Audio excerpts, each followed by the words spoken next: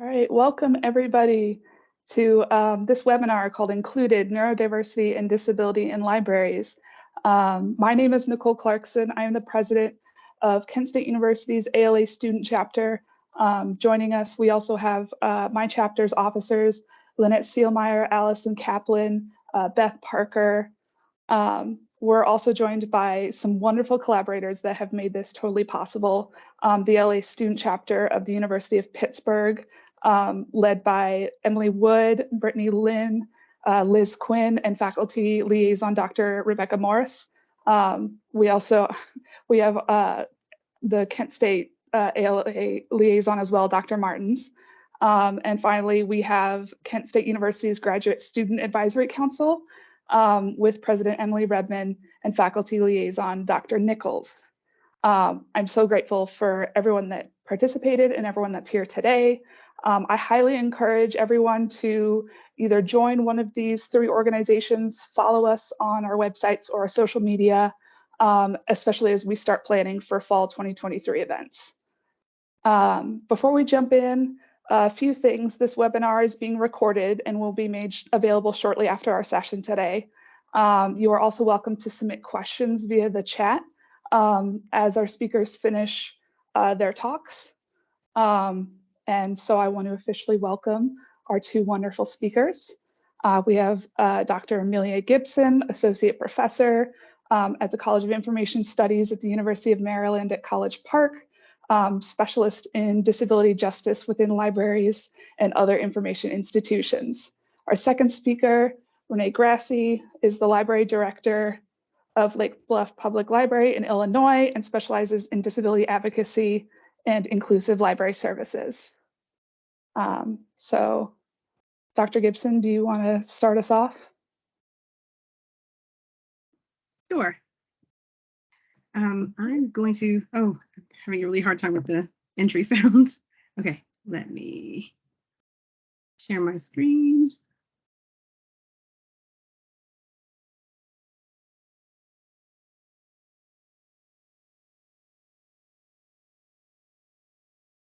Oh, wrong. I'm sorry. Screen.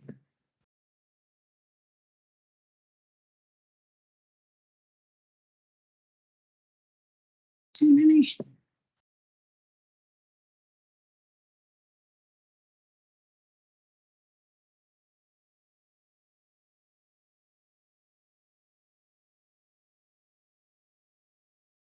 And it is not, oh, there we go. Okay.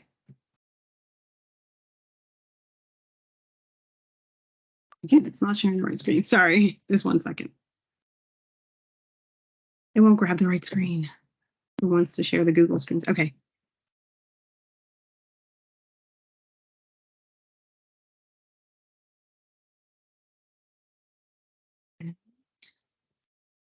Can you see the presentation? Yes. Okay, I'm going to minimize because it keeps popping up, asking me to let people into the room. Okay, so I'm going to talk very briefly today for about 10 minutes on what I call prefigurative politics within librarianship with regards to disability justice and access. And this is a question that I've been asking myself since 2021, right? And I'd like to talk to you today about like what that looks like within the current political context. So basic questions for me are, how do we understand institutional needs and policies? This is a conflict that I often encounter in my thoughts, my research, and norms, and how we build systems that meet those needs, right? So within our field, we don't really have the luxury of rejecting the idea of systems, of like socio-technical, socio-political systems, right? We build those systems. We are part of those systems. We know they exist. We know they're constructed, and there are things that are created, right? And we have power to influence them. The other question, though, is how do we understand individuals, peoples? So whether we're talking about individuals, communities, users, patients, however we term them, how do we understand individual peoples or groups of peoples, information and data needs, and build systems that meet those needs? And then for me, I ask questions about what happens when those needs conflict. How does power protect itself within information systems, and how do folks who are marginalized? And so I'm not using marginalized people as like a shorthand for race or a shorthand for disability. I'm talking about the process of marginalization, right? But in this case, we are talking specifically about disabled folks who are marginalized. That's not all folks with disabilities. And you'll hear that I go back and forth between those two phrasings of disability. But how do marginalized folks, how do people who are pushed to the margins of discussions around policy and practice live in, around, and despite these systems? And what can you do to disrupt this process of marginalization in your library, on campus, or in the wider community? Right, so marginalization is a process here, again, through which persons are peripheralized on the basis of their identities, associations, experiences, and environments. This is from the public health literature. So that's my other card, is a public health research agenda. I don't know. But the two spaces often have similar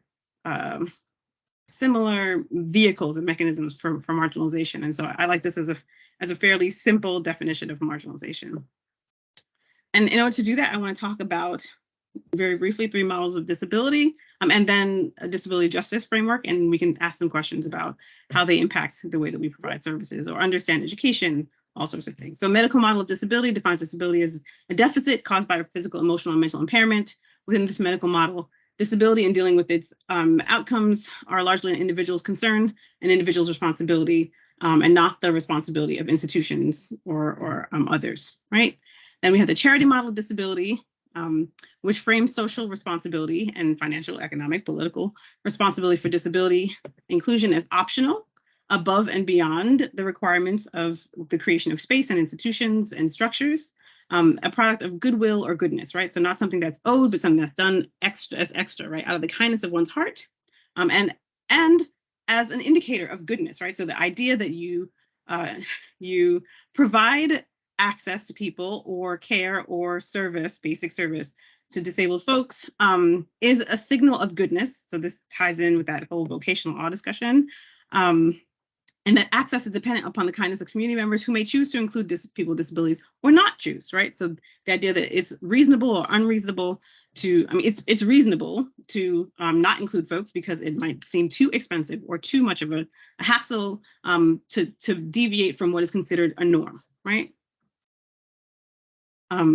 Then there's a social model of disability, which attributes disability to social, physical, legal, and economic support structures rather than to the individual, right? The social model says that a person who is disabled because their society has chosen not to consider their needs or to normalize their needs or to bake their needs into the development of structures and institutions, policies, and norms.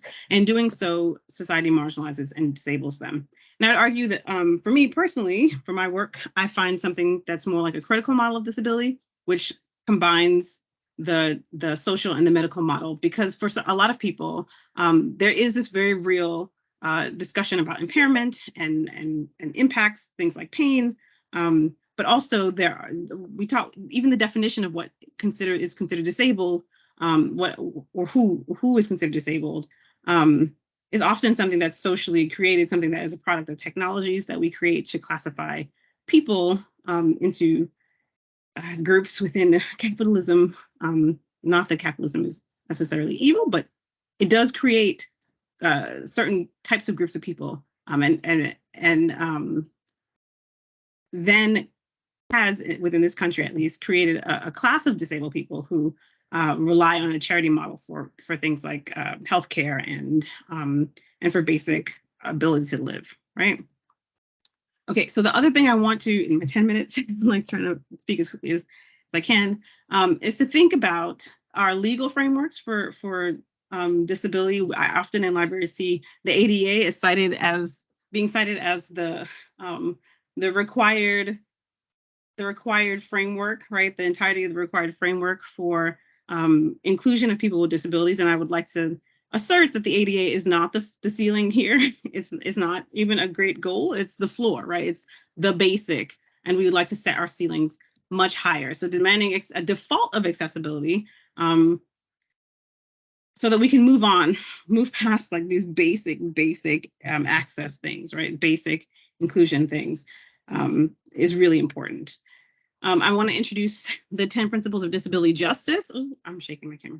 The 10 principles of disability justice that I'd like to introduce to our discussion, if we have time for one. And one being intersectionality, the idea that disability is one facet of identity, right? You see the Audre Lorde quote here. Audre Lorde was a librarian and a great thinker. We do not live single issue lives, right? And so when we think about the implications of ableism within library context, within information context, these things are multiplied for certain groups of people. That white disabled people do not experience disability by and large in the same way as a group that Black disabled people do, as people who are citizens and who have legal documentation in this country do not experience disability in the same way as folks who are undocumented, for example, right? There are all these intersections of identity, of intersecting oppressions that disabled people have to deal with, and privilege exists within the disabled communities, right? And so even among disabilities, there are discussions about who has the ability to speak, like unintended, right? And who does not, right? Connecting onto that is the idea of leadership of the most impacted. We should consider privilege and center people who have the greatest impact within any action, any discussions about policy. And so at the core of that is understanding how privilege works, even among folks who are disabled. Commitments to, I'm skipping down in the interest of time because I have 2 minutes left. Commitments to cross-movement organizing and cross-disability solidarity becomes especially important, right? When we talk about academic librarianship, for example, public librarianship, we are talking about folks who, we see a lot of focus within librarianship on autistic children who are extremely intelligent at certain types of things, right? Math, robotics. But we don't necessarily see the same sort of advocacy for folks who have intellectual disabilities and who don't have the right to be in libraries by themselves, for example. Assumptions of lack of capacity to be in public space, right? That really have historical connections to our like loitering laws and decency laws and like the ugly laws, right? Like we don't want to see certain kinds of people in public spaces. They make people uncomfortable. People, non-disabled people, uncomfortable. And so we need to have conversations, open conversations about these things in order to provide equitable access. And this access discussion is at the very base of what we could be talking about, which we should be talking about, right? This idea, number 10, collective liberation, the idea that we can bring along all minds and all bodies with us, and provide what everyone needs, is always our forward-looking goal, our forward-looking motivation. And with that, I think that is my 10 minutes. So I'm going to stop sharing, and I'm going to make space for our next speaker. Thank you. Well, thank you, Amelia. I really appreciate your sharing, Dr. Gibson, with all of us today. I think a lot of what you've discussed is something that should be covered in library school, in all library schools across the country. We do not learn about disability justice as comprehensively as we should in library work. So I so appreciate you sharing all of that with me. I wrote down some notes, so I appreciate learning from you. Well, hi, everybody. Welcome. My name is Renee Grassi. My pronouns are she, her, hers. I am the library director at the Lake Bluff Public Library, and today I'm coming to you with more of a personal side of things. I think we need both the theory and the practice. We need to hear the multitude of voices. Disability, neurodiversity is not a monolith, as everything that Dr. Gibson said.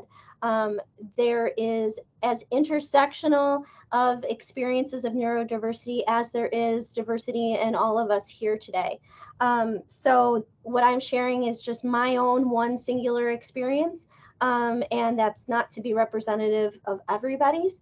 And I recognize there's bias and privilege in what I'm sharing today too. So I just want to take a moment to acknowledge that. But it's been a journey for me. I've been in libraries for 16 years. And in that journey, I have really grown and evolved my own understanding of neurodiversity and disability, not just within our profession, but in the community, but also myself. not only have I grown in understanding and knowledge, but also self-acceptance. I am someone who identifies now, I haven't always, but I'm someone who identifies now as disabled, as someone who is part of the neurodivergent community, that big umbrella that encompasses more and more people with regards to differences of brain structure, differences of brain function. And, you know, I think about how different all of us are today on this call. And just as we look to our nature, our, you know, and we look and see strength in biodiversity, we see in organizations and employment, there is strength in diversity of our workers. We also need to recognize there is strength in diversity of communication styles, of lived life experiences, of how our brains function. The more diversity that we have together as a collective group or in our community, the more we can come together to find creative, innovative solutions to solving some of our world and our society's problems. So a little bit of that is my soapbox, but some of the personal stories I want to share with you are about this evolution in my own self-acceptance of my own neurodiversity. You know, my first library job, I was not someone who identified as disabled or neurodivergent, but I had many long years of pieces of information and evidence that could have told me otherwise. One of the first experiences I had on the job where I realized, oh, there's something different about me, is a moment where I struggled with emotional regulation during a really stressful interaction with the public in my very first library job. And I share this to say I really learned what not to do when it comes to supporting an individual and an individual's own growth and learning experiences. I was not necessarily supported to have that emotional reaction that I did as a patron was yelling at me and pushing me in a corner. I was very upset by this and really took a lot of that stress and was having trouble navigating that. And it ultimately was given to me as a fault of mine because I couldn't emotionally regulate. And I think as we think about the diversity of brain function and how our brains literally dictate how we navigate and process our emotions, we have to realize that our colleagues may process emotions differently based on their own life experience and their own brain function. And that difference is not a negative or a pejorative, it's just different. And undoubtedly, employees in libraries, our colleagues, we need to be able to show each other support, but first we need to understand what is going on. So the fact that you all are here today to learn, you're all here today to expand your mind and open your hearts to new ways of doing things, that's really important. So I want to thank you for being here today.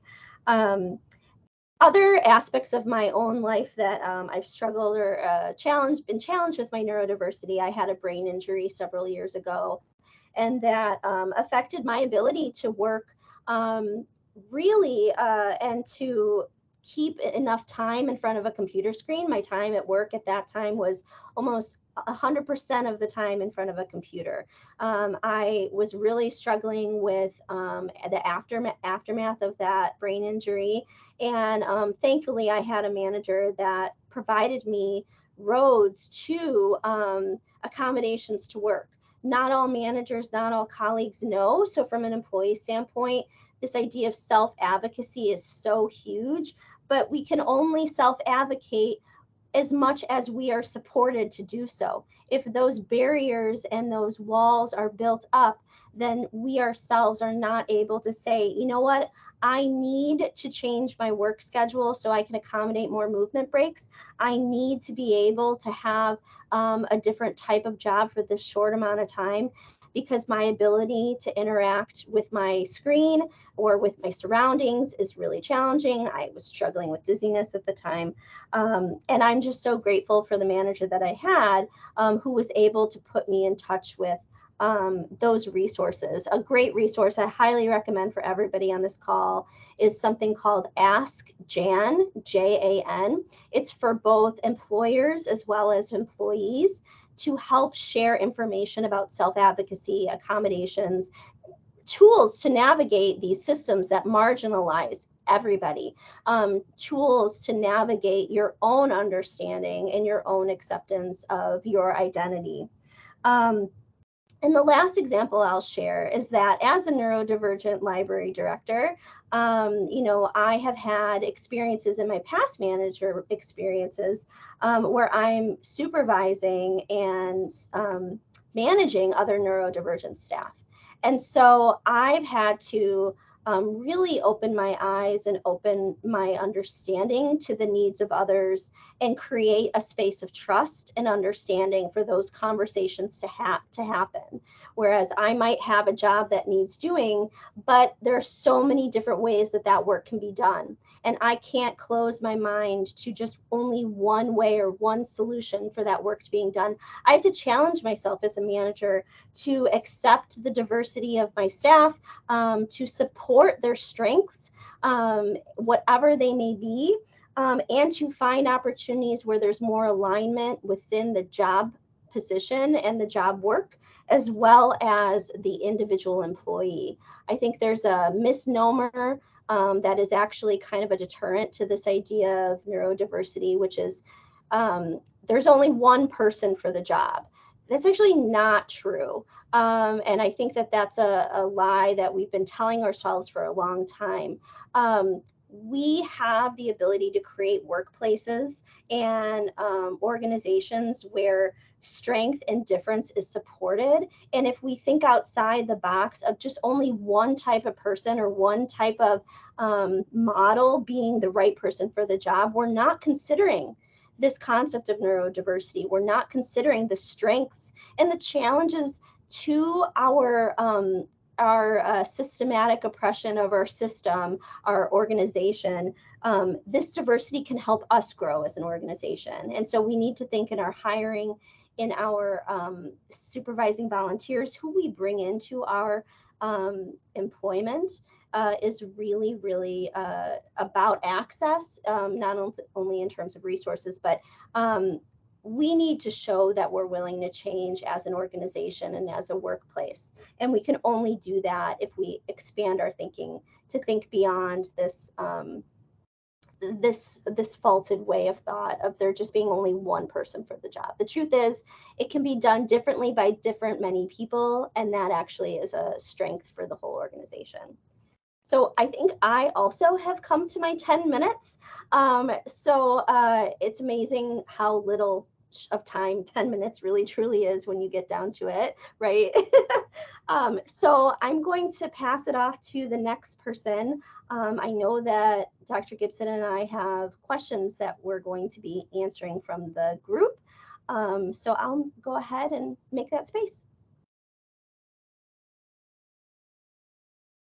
Hi, Dr. Gibson and Ms. Grassi. My name is Lynette Seelmeyer. I'm the Vice President of the Kent State Student ALA chapter. Before I ask my question, I just want to thank you both for taking the time to join us today. And in listening to you both, it's been very affirming for me because I also identify as neurodiverse. I have Asperger's, and I have ADD, and I have two neurodiverse children who are extremely different from me and extremely different from each other, as are all neurodivergent persons and all people with disabilities. Disability and neurodivergence does not manifest the same way in any two people. And past career work with students with disabilities has shown me that very clearly, as well as living in my own family and in my own house. So I really appreciate the affirmation. I really appreciate the support, especially speaking as somebody who has long struggled to fit in both education and work environments. This has been eye-opening for me in very, very good ways. So I really appreciate that. So more to the point, speaking to both of you, but initially this question was slated for Dr. Gibson, but I think either one of you can answer this. In one of Dr. Gibson's articles, you mentioned that you quote a caregiver who says, if you know one person with autism, then you know exactly one person with autism. There's so many people with autism in the world. Regarding that, I'd love to hear from both of you, how we might prepare to serve neurodiverse library patrons, as well as neurodiverse employees in the library space or in any space really, when their behaviors and needs are so unique. Yes. Okay. I'm gonna add a caveat to that.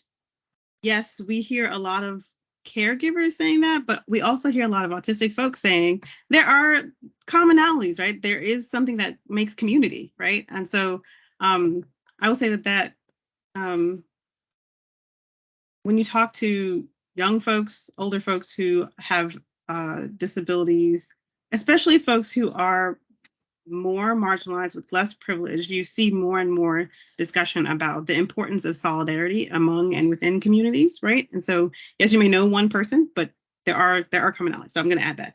But then two, one thing I wanted to point out was this idea. I'm going to add a link to it because we like sources. This is not my concept.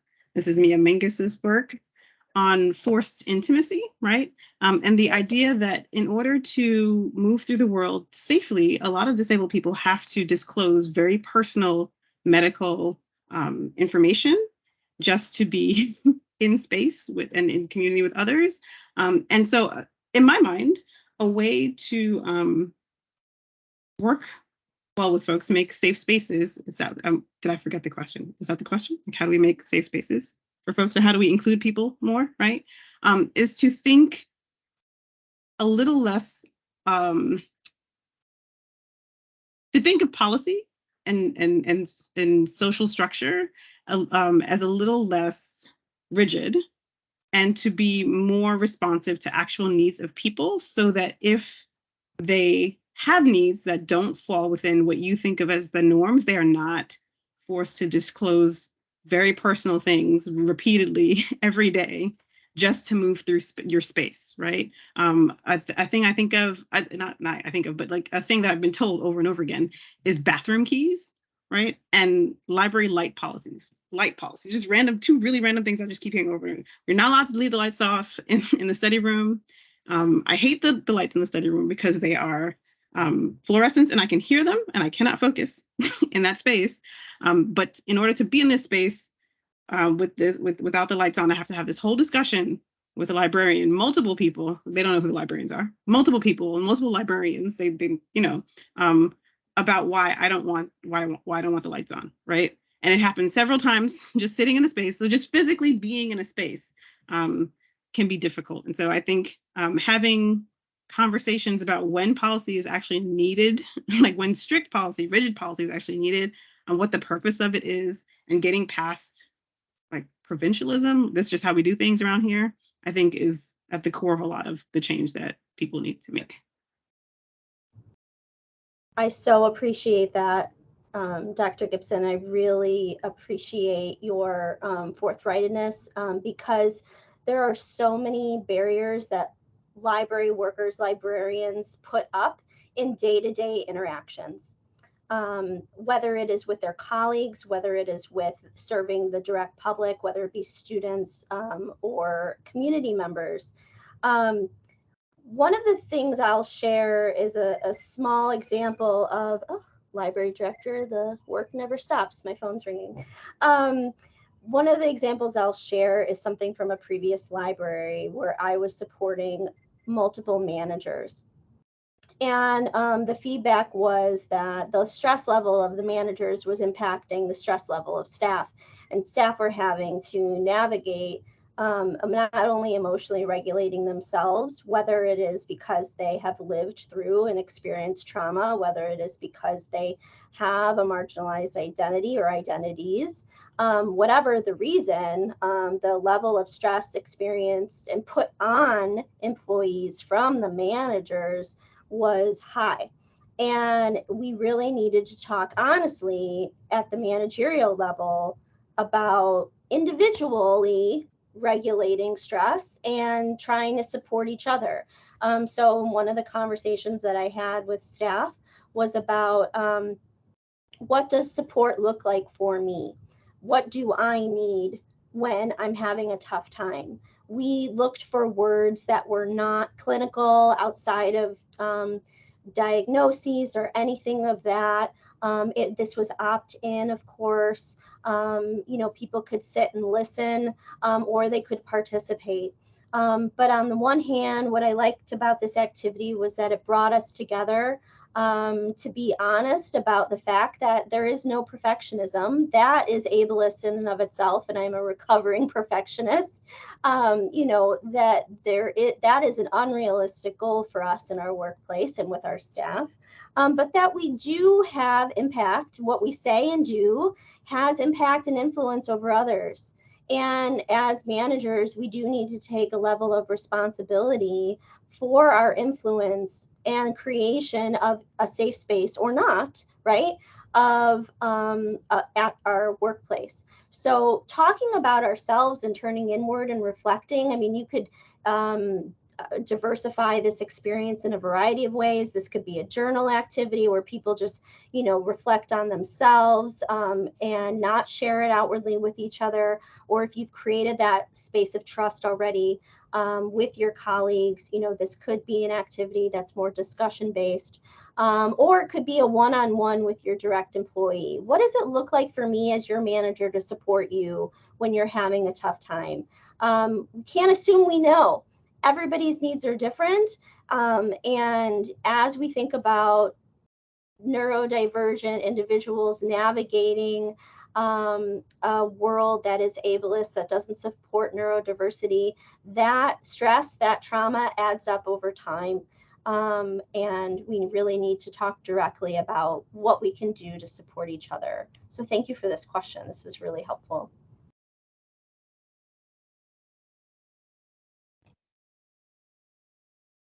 Hello, my name is Beth Parker. I'm the social media officer for the Kent State student chapter of ALA. I want to thank both of you for being here today. It's been a really interesting talk so far.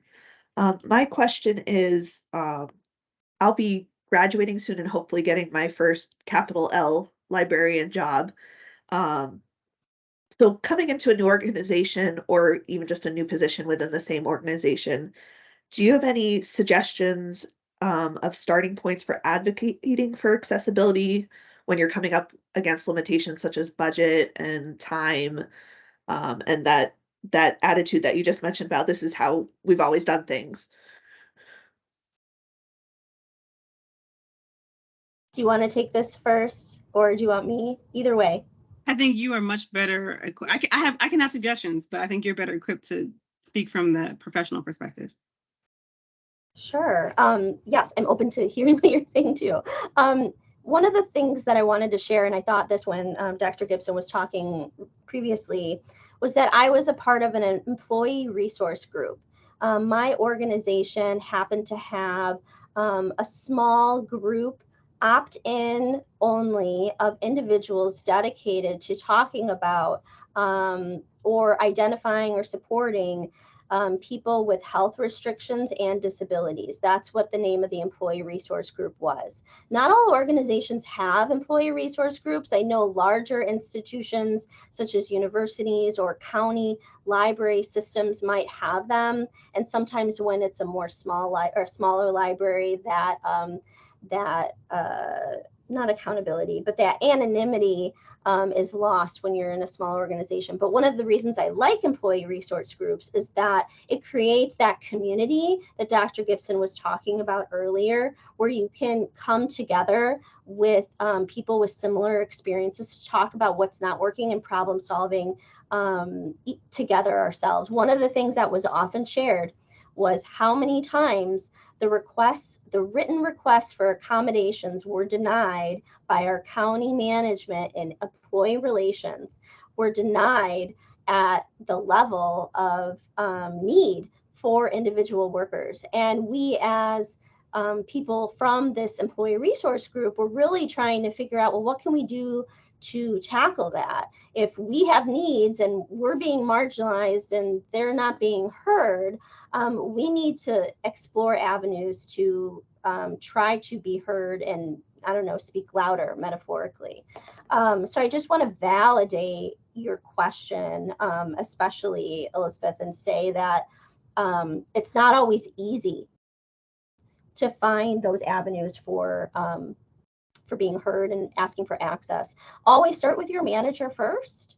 And if you have relationships with other colleagues in your organization who maybe have had success in working with their manager, talking to them about how that's gone. I mean, you really have to explore that trust building, right? You know, it's a very tricky situation because not everybody wants to disclose, but there are needs that one has as an employee. And sometimes it gets so difficult to have needs met that an employee does have to talk about the legality of not meeting your accommodations to your employer directly.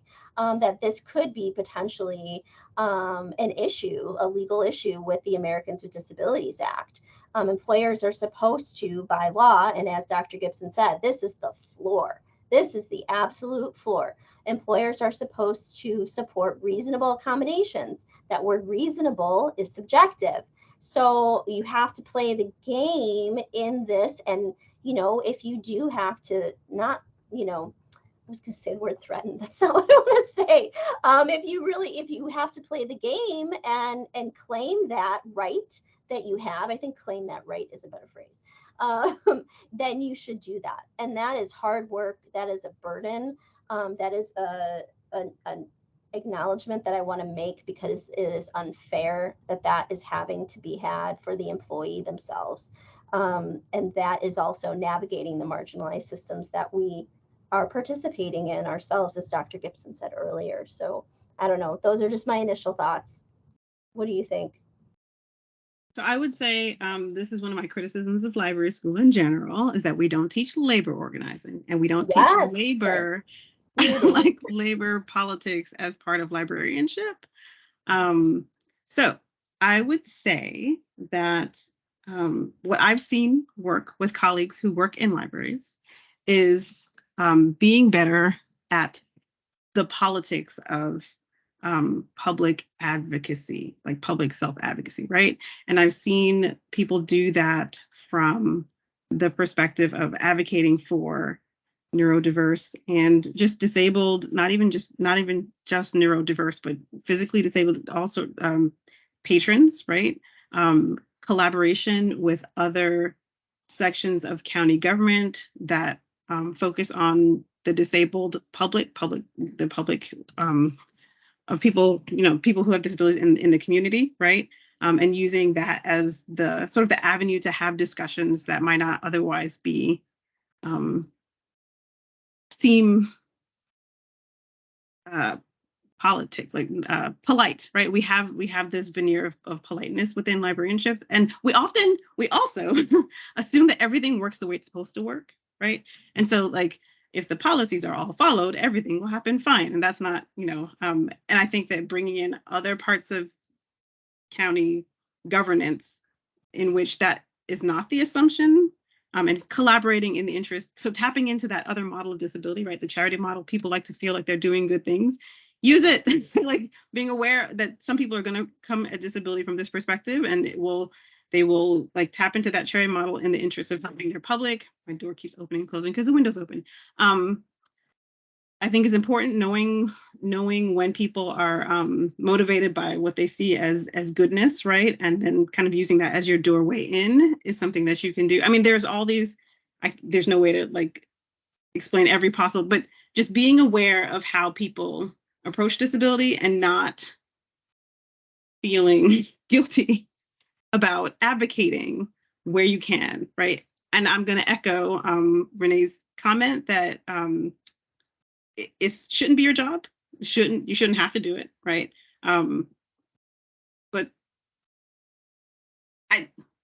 But then I think it should be like it's everyone's job, right? Like in one sense, like this shouldn't just be your job. It shouldn't just be your job, is what I'm saying, right? It should be everyone's job. And I think that becoming comfortable with the sticky politics of it is important.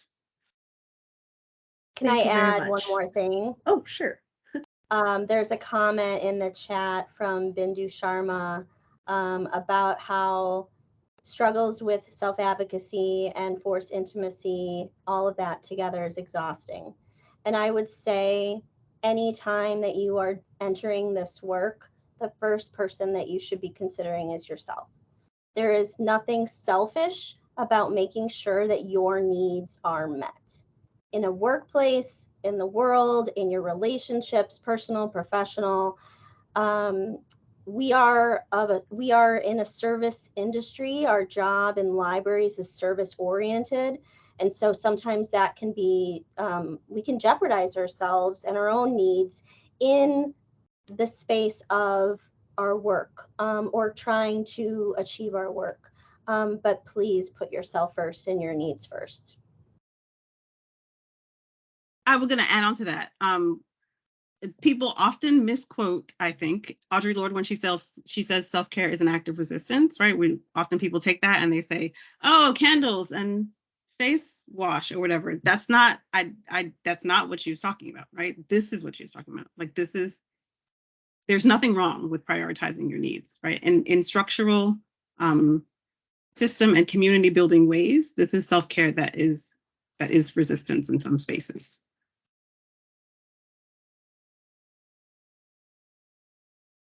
Thank you. I'm going to pass it on to Allison. Hi, thank you so much. My name is Allison Kaplan. I am a student at Kent State, and I am the secretary for American Library Association chapter. I really am curious. I'm going to try to combine this with both of your research in this one question.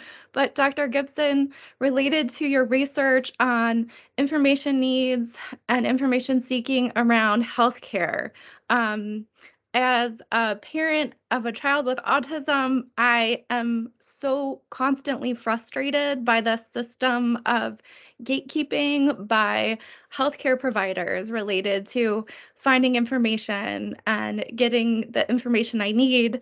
I would love for you to address that. I wanted to combine it, Renee, with your talk about sensory story times, because a few years ago, I saw one advertised at my local library. I didn't go because my son hadn't been diagnosed with autism, and I thought, that is not the story time for me because I haven't gotten this permission from the doctor's office to go. So I wanted for you to like combine these ideas of thinking about information seeking around healthcare providers, but also like community groups and connecting those information sources, and also this idea of like, should we be offering these story times that are specific to groups, or should we be offering story times for everyone and trying to make them more inclusive to those groups? So many questions within that statement there. So I think the first question was about provider access to information. So it depends on what kinds of information. I've seen a lot of access to specific kinds of medical information about autism within a medical framework aimed at parents and providers. That is different in my mind to the information that we have or don't have within school systems, which is different in my mind. So from the perspective of parents and providers, which is different in my mind to the information that folks who are a little older, who are autistic and who are a little older have for self-advocacy and information. And so there are different answers to those different questions. And then the second half, I forgot the second half of the question was about, can you just reiterate for me the second half? Sure. I really wanted you to speak about your research on sort of barriers that families face related to information seeking and information needs in healthcare, and then like how can libraries be a conduit for helping to bring this information to the public? Okay, so that's a big question. I would say that information about, are you talking about diagnosis? Are you talking about treatment? Are you talking about like from a medical perspective. So in my experience, the most difficulty that I've seen families having with information related to autism specifically has been in education, right? There's a lot of health information that's gathered by education systems, but then there are these perverse incentives that create systems within which disclosing too many available things, right, costs the school system money that they don't want to spend. There's the whole IEP process discussion. There's the IEP process is reliant on a diagnosis that is often difficult for people to get, but more difficult for some groups to get than others, right? So if you're talking about a girl, if you're talking about a child who is Black, Native American, like we have degrees of difficulty there also. Other thing I heard you say that made me think about schools also and healthcare was that story time is often tied to like this idea that you have permission to be part of this community, and permission comes from diagnosis, right? And the flip side of that is like this discussion about self-diagnosis and whether people should be able to self-diagnose and have, and I'm not going to get into that, but that's a discussion that's not my community, so that's not for me to weigh in on. But I often think about this from the perspective of academic libraries, academic services, and at the college level, and disability services access, right? So my students, for them to get disability services access within the college, must have a diagnosis. That diagnosis is often expensive, and the older you get, the harder it is to get it. And so students who otherwise would qualify for accommodations do not qualify officially. And so I guess from my research, the difficulty kind of expounds once you get past the age where your parents are the ones helping you get this diagnosis, in the sense that folks who are neurodivergent statistically often have less access to healthcare, statistically have less access to the things that they need to get the diagnosis in the first place, right? And so, yeah, I don't have an answer except that it gets worse for as people get older, right? And that in the same sense, in the same vein of like avoiding forced intimacy, I think we need to be mindful that a lot of our official systems that we build intentionally to preserve limited access within a system of scarcity, right? For disabled people, often prevent people who are disabled from getting the things they need because they don't have the privilege of getting those diagnoses, right? So I'm going to point out again, like the idea of a system of scarcity is something that we've built. It's a choice. Talking about the politics of it, it's a choice that's been one made by the federal government since 1818 something, right? And that same system of scarcity that we've built extends throughout society, from Social Security and Medicaid, all the way to library story time, honestly, right? Like this is only for the kids who can prove that they belong. And that is all grounded in that charity model. So I hope I answered some part of your question. There's so much here, and I was like writing all my thoughts as you were asking the questions. Such important questions. I really appreciate, Dr. Gibson, everything that you said.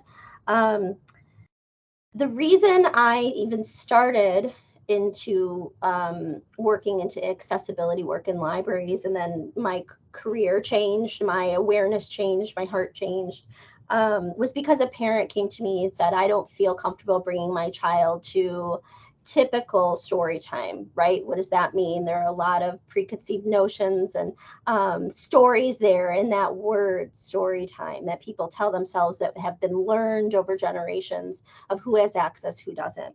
And so initially the program definitely has developed out of patron need. And so when I say it depends, I really do mean that. Whether you decide to create a sensory story time designed for and with the intention of welcoming kids with autism, sensory integration disorder, or your promotional material, the words that you use in the description say this program is designed for and welcomes these groups. You have to be intentional to determine if that's what your community wants. What are they asking for? because over my years in libraries, I've had the opportunity to design and implement 2 community surveys in partnership with special education departments, one here on the North Shore of Chicago, and then the other survey I did several years ago in Minnesota with our county government. And now surveys are imperfect. There are systematic barriers to completing surveys. All of those caveats need to be addressed. But one of the questions was, do you prefer library programs that are for or separate or targeted? I forget the actual word that we use, but it matters, for people with disabilities? Or, separate question, do you prefer programming with a wide audience with a variety of abilities and community members? And what I found in both Deerfield, Illinois, here when we worked on the North Shore with NSSED, our special ed district, and what I found in Minnesota, 2 completely different communities, 2 completely different systems of service, what's available, different perceptions of disability. I mean, people do move to Minnesota for disability services because their state has a lot of embedded services in that state. What we found was that you need both. And what that tells me is that it depends. It depends on the person. It depends on the parent, what they're wanting. Some parents may prefer the support of another parent who knows what they're going through, who, you know, where they can ask questions, where they can build that support system in the actual program itself amongst each other with other caregivers. But honestly, there are so many benefits to having community inclusion. We literally have legislation called the Olmstead Act that legislates the right for people with disabilities to be included in community. And so maybe your state has an actual plan to support the Olmstead Act. Community inclusion is also important too.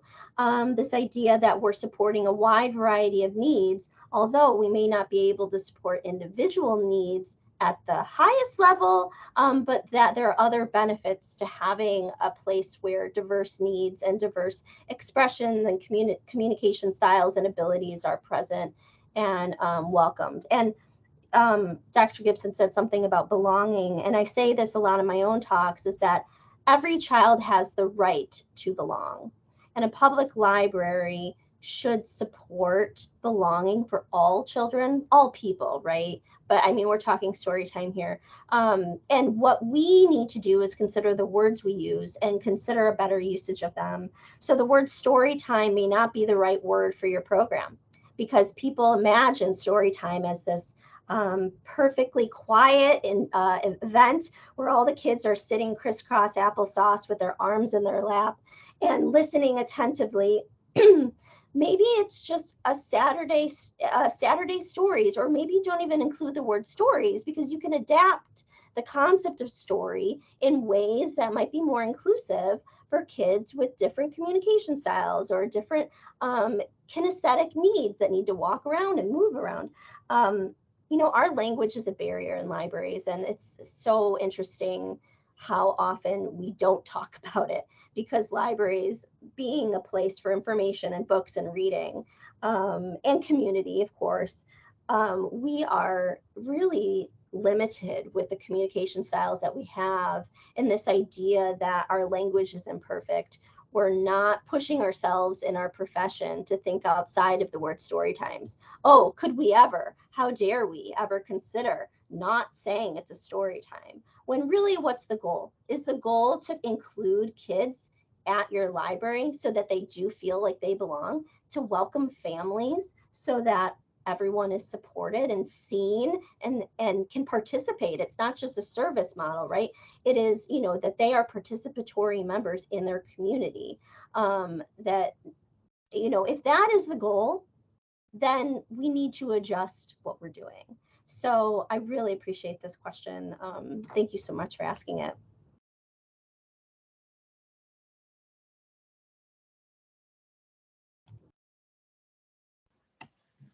That means I'm up. My name is Liz Quinn, and I am the business manager for Student ACLA at the University of Pittsburgh. Thank you very much for being here and presenting to us. As a mother of a neurodivergent son, I appreciate everything you have had to say, and it's been very eye-opening. We got our son diagnosed in the middle of COVID, which was very, very difficult to do. And we were on very many wait lists and things like that. So advocacy has been my middle name for the last several years. So my question is kind of going into, my library is getting a new categorizing system. And what are some of the best practices for disability-friendly cataloging? So I've had this conversation a couple of times with other professionals out in the field. There's so many problems with our existing MARC records and the structured language that is used to create barriers to access. We could talk about that for, I think, a whole other hour. One of the things that we talk about often is that we should lean on the person's own preferred language for how they self-identify. And that's subjective, right? It depends on the person. But if a larger community has a general consensus about what type of language is used in catalog, is used to describe that community, that should be reflected in our MARC records, in our subject headings. That should be reflected in our cataloging and our search terms. And if our records that we download from OCLC are limited in that way, or actually harmful in the language that has already been prepared in that, that record, then we need to change it, or we need to do the work to add. You know, there's so many limitations in technology in terms of access and accessibility, which we can't even dive into today. But a best practice I've really come to know myself and understand from other people who identify as disabled or neurodivergent is that the words that are used provide access, or they create barriers. And so the words we should use are the words that are used within communities themselves. And we should also work with people who are neurodivergent or disabled, or whatever the identifier is, to help co-create that cataloging. We are not the masters of this information, and we do not want to gatekeep this information just because we have a degree. We want the information to be found. We want there to be more equity in library access. And when we start sharing the power and giving it away, is when we can start working towards some of those goals that Dr. Gibson said in the beginning about disability justice. So I will make space for you now to chat. So many ideas here. I'm just going to say what you said. What you said. Something jumped into my head and it popped out. Yes to echoing the language of, it's of communities. Also, there was one thing that I wanted to add, and I can't remember it. I'm sorry. Thank you very much again for answering the question.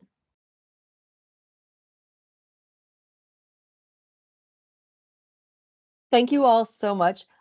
Nicole, I just want to point out we've got 2 minutes left, and there you are.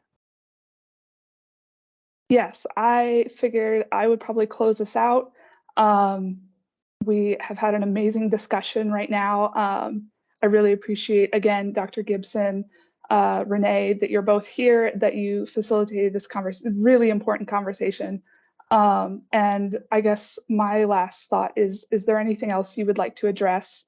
Any last points that we didn't get to that are super, super important before we sign off?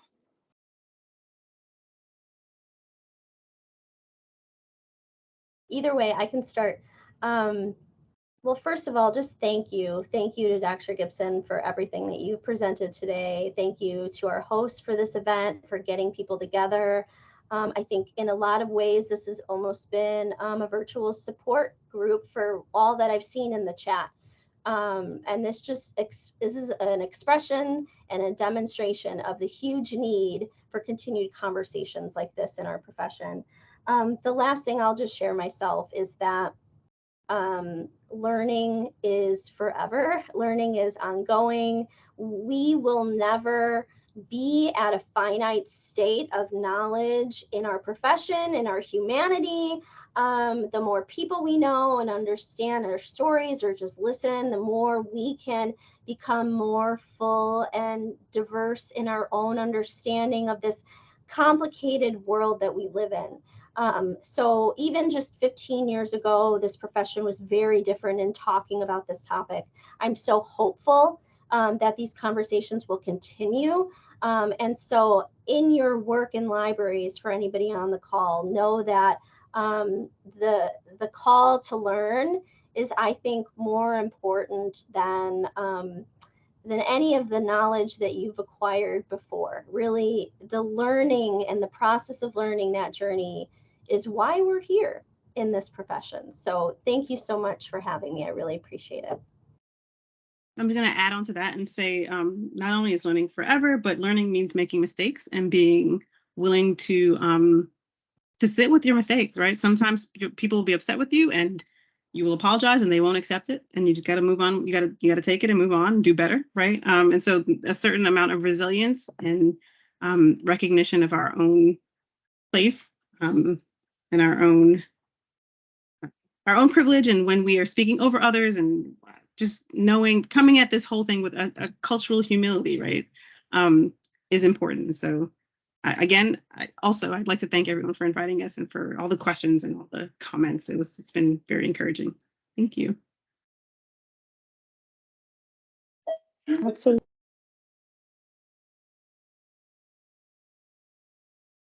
My apologies, I'm in a public library and the announcement went off right when I unmuted my microphone. So apologies for the gap.